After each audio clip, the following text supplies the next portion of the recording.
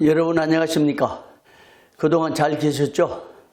코로나로 인해서 전 국민 그리고 전국 교회와 목회자들, 성도들, 특히 신학도 여러분들이 너무 많은 어려움을 겪고 있어서 참 안타깝습니다. 그럼에도 불구하고 이 영상 강의를 통해서 신학 수업을 들으면서 신학도의 길에서 최선을 다하고 있는 여러분들의 노고를 취하고 계속해서 이 수업 잘 따라오시기를 바랍니다. 지난 시간에는 구속사의 기본적인 전제들에 대해서 살펴봤습니다. 이번 시간부터는 구속사를 이루고 있는 성경 해석, 또 하나님의 나라, 세계관, 언약 등에 대해서 하나씩 살펴보겠습니다.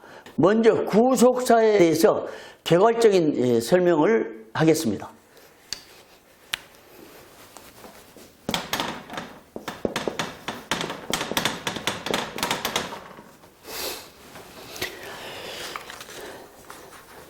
제가 주 교재로 소개한 방개메론의 구원계시의 발전사에 보면 부제로 이런 기록이 적혀 있습니다. 창조에서 새 예루살렘으로 가는 구원의 이야기.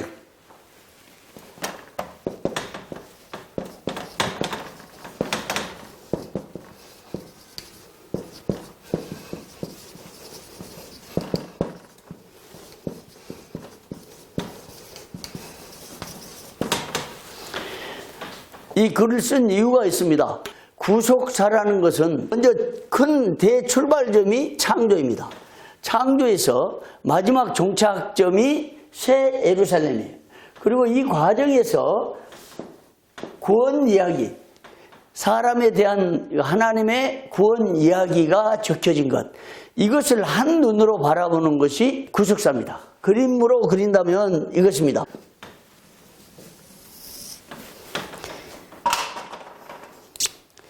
여기 창조가 있습니다. 창조가 출발선입니다. 그리고 마지막 선은 새 예루살렘.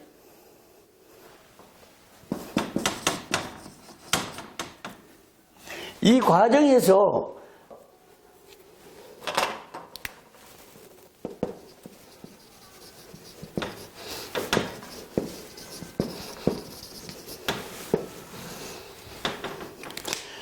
그러니까 창조로 출발해서 새 예루살렘으로 이어지는 전 태초부터 마지막 종말까지 하나님의 구원 이야기가 어떻게 전개되는가, 이것을 한눈으로 통시적으로 바라보는 관점, 이 구원 계시의 역사, 이것이 바로 구속사입니다. 그러면 하나님의 이 구원 이야기를 창조부터 마지막 새 예루살렘까지 계속 말씀해 주시는데, 이 말씀을 어떤 때는 자연, 또 어떤 때는 역사, 그리고 계시의 최고의 절정인 성경을 통해서 말씀해 주고 있습니다. 성경의 최종 목표와 성경의 중심은 예수 그리스도시죠. 이 그리스도를 통해서 혹은 성경을 통해서 하나님의 구원의 이야기를 아주 구체적으로 펼쳐나가는 거예요. 그러니까 창조부터 요한계시록 새 예루살렘 때까지 구원의 역사를 계속 하나님이 펼쳐나가시는데, 이 역사 가운데서 하나님이 성경과 또 예수 그리스도 안에서, 그리고 성경에서 하신 하나님의 말씀을 통해서 하나님의 구원 얘기를 펼쳐나가신다. 그래서 구속사의 첫 전제 조건으로서 지난번에 말씀드린 것이 말씀이었죠. 그 말씀 뭐라고 그랬습니까? 말씀은 하나님의 말씀이다. 곧 성경은 하나님의 말씀이다. 이 전제가 없으면 구속사가 이루어지지 않아요. 이 전제로부터 시작해서 하나님이 성경을 통해서 직접 말씀하셨다. 물론 성경 저자는 사람이죠. 하나님께서 성령의 감동을 통해서 사람들을 선택해서 역사와 환경과 그 개인의 성향을 따라서 하나님께서 하신 말씀을 역사 가운데서 하신 것이 성경이고, 그것이 성경의 유기적 영감설입니다. 이 구속사를 공부하다 보면 조직신학이 나오고 또 신약과 구약을 전체로 꿰뚫어 한 눈으로 바라보는 성경신학이 나오고 또 구약과 신약 각 파트별로 집중해서 하나님이 뭐라고 말씀하시는가라는 신약신학과 구약신학이 나오고 하나님이 어떻게 역사를 이끌어 가시는가 역사신학이 나오고 그래서 사실상 구속사라는 것은 전 신학의 기둥이고 전 신학의 뼈대라고도 할 수가 있습니다. 그 정도로 이 구속사 과목은 매우 중요한 것입니다. 그렇기 때문에 이 한 학기 동안에 구속사를 다 수업한다는 것은 불가능한 일입니다. 구속사가 무엇인가? 또 구속사를 이루고 있는 그 각 요소들이 무엇인가를 개괄적으로 소개하고 나머지는 여러분들이 공부해야 할 것입니다. 제가 만학도로서 법학도의 길에 들어섰습니다. 제가 신학에 입문한 지 42년 만에 신학 외에 타 학문을 아주 본격적으로 공부를 시작했습니다. 그런데 법학대학원에서 줌으로 법학 강의를 들으면서 느낀 것이 하나 있어요. 법학대학원의 강의가 각 주제별로 학생들이 논문, 영국에서는 이걸 에세이라고 그러고 이제 미국에서는 뭐 소논문, 페이퍼 이렇게 말하는데 이 논문을 쓰도록 하는 것을 봤습니다. 매 학기마다 학생들이 주제에 관해서 논문을 쓰면서 적어도 논문을 쓰면 그 참고 자료를 인용하기 위해서 뭐 20권, 30권 그 어떤 교수님 얘기 들으니까 자기는 논문 하나 쓸 때 200권 정도의 책을 사용했다고 해요. 저도 실제로 영국에서 역사 논문을 쓸 때 약 200권 이상의 책을 인용한 적이 있습니다. 그렇기 때문에 대학원 이상의 수업에서는 학생들이 직접 연구를 하면서 논문을 써가면서 그 분야의 실력을 쌓는 것이고 교수는 이 학문의 방법과 또 그 분야에 대한 개괄적인 것을 설명하고 또 논문을 쓰는 법을 가르쳐주고 하는 이런 방식인 것을 알게 됐습니다. 신학대학원에서는 물론 일반 대학을 졸업한 분들은 신학에 입문하는 과정이고 초보이기 때문에 그렇게 막 들어와서 이런 칠판 강의나 일반 이론 적인 부분을 듣지 않고 논문을 쓰기는 어려운 부분이지만 그래도 우리가 신학대학원에서 학문하는 방법을 앞으로 좀 바꿔나가야겠다 이런 생각이 듭니다.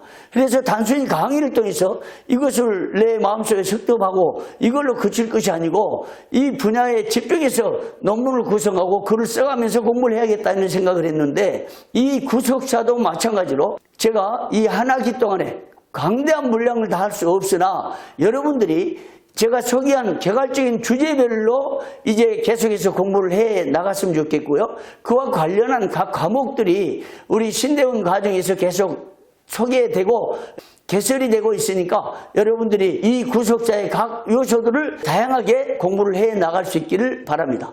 그래서 방개메론이 소개한 창조에서 새 예루살렘으로 가는 구원 이야기, 이것이 구속사를 한마디로 표현해주는 말이다. 그래서 이 글을 써서 지금 도표를 그려봤고요. 이 말은 창조에서부터 하나님께서 타락한 인류에 대한 구원 계획을 세우시고 또 그 구원을 어떻게 펼쳐나가는가를 정확하게 아주 구체적으로 소개해준 이야기, 이것이 구원 계시의 발전사 혹은 구원사 혹은 구속사라는 말입니다. 신학계에서는 신구약을 한눈으로 보면서 연구하는 그 학문을 성경신학이라고 합니다. 그러니까 창조부터 구약과 신학을 한눈으로 보면서 마지막 예루살렘에 이르기까지 그 과정이 얽힌 모든 것들을 한눈으로 보면서 연구하는 것을 성경신학이라고 합니다. 이런 성경신학에 대해서 개혁주의 입장에서 초석을 놓아준 학자들이 여럿 있습니다. 잠깐 소개하면요.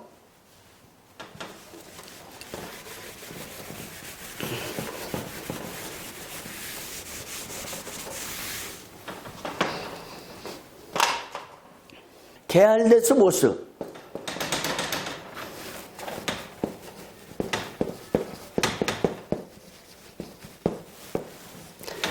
게알데스 보스는 성경신학을 직접 저술해서 우리 세계 신학계에 많은 영향을 끼쳤고 개혁신학에 있어서 성경신학의 관점을 제시하고 한국교회에 많은 우리 보수계열의 신학자들이 큰 영향을 받았던 신학자입니다. 게알데스 보스는 화란의 신학자고요. 그 다음에는 에드먼드 크라우니.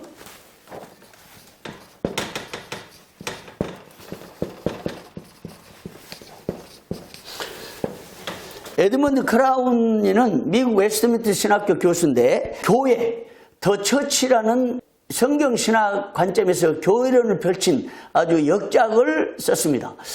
그런데 제가 유학 중에 이 더 처치를 읽어보니까 영문이 다른 원서들보다 비교적 쉽게 접근할 수 있도록 아주 명쾌한 영문으로 글을 썼기 때문에 신학도 시절에 이 더 처치를 이제 원서를 읽으면서 영어를 공부해도 매우 좋을 것 같습니다. 근데 이 책이 이미 번역이 됐기 때문에 사실상 한국 교회는 더 이상 유학을 가지 않아도 이미 세계적인 석학들의 글을 통해서 각종 번역서를 통해서 공부할 수 있는 기회가 열려졌고요.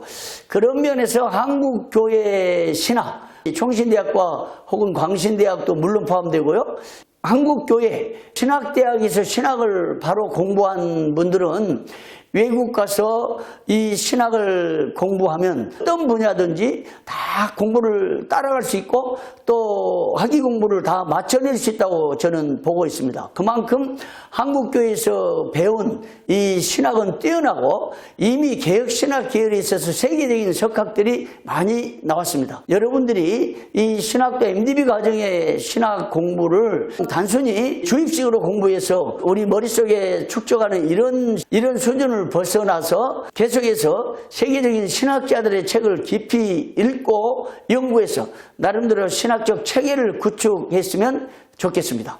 그런데 이 에드먼드 크라우니는 웨스트민스터 신학교 교수고 학장까지 역임하셨는데 합동신학대학원대학교에 계신 이승구 박사는 이 책을 20세기 말 가장 개혁파적인 교회론을 제시했다, 이런 평가를 한 바 있습니다. 그러니까 성경신학 부분에 있어서 교회론을 개혁주의 입장에서 가장 잘 정리한 책이다 해도 과언이 아닙니다. 더 처치. 이 더 처치는 에드먼드 크라우니의 더 처치만 읽어도 성경신학의 전 분야를 아마 이해할 수 있고 성경적인 바른 교회관을 이해할 수 있을 것으로 보여집니다. 이 책을 꼭 한번 필독해 주시면 좋겠습니다. 세 번째는 리차드 개핀. 역시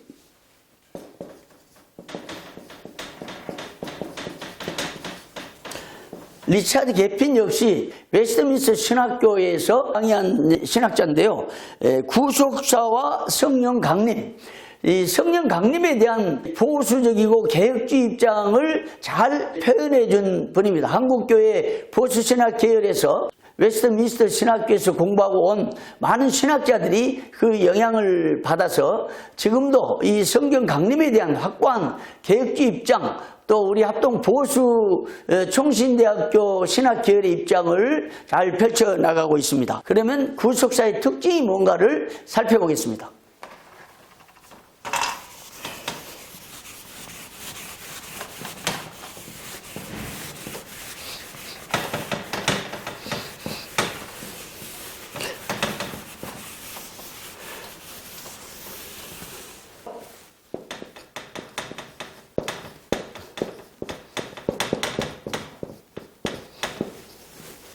구속사의 특징에 대해서 살펴보겠습니다.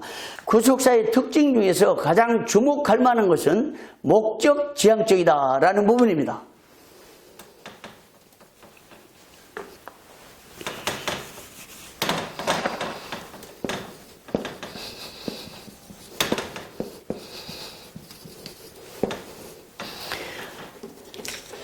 창조는 하나님의 작품이고 창조는 하나님의 솜씨고 하나님의 계획, 하나님의 디자인입니다.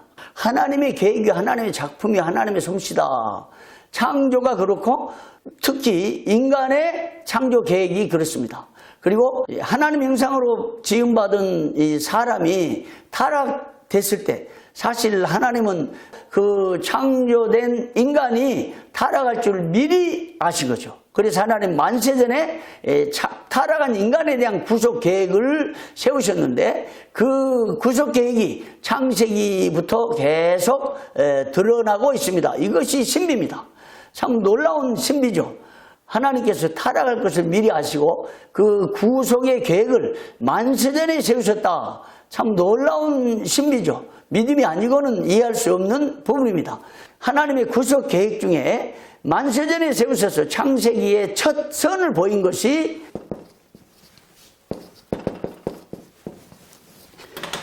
창세기 3장 15절에 나온 원시 복음입니다.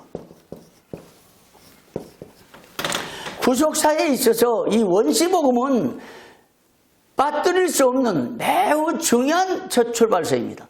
하나님께서 이미 원시 시대에 태초에 구원의 계획을 세우시고 구원의 징표를 보여주시고 구원을 확정하신 놀라운 말씀입니다. 그래서 이 구속사에 있어서 창세기 3장 15절의 위치는 대단히 중요합니다.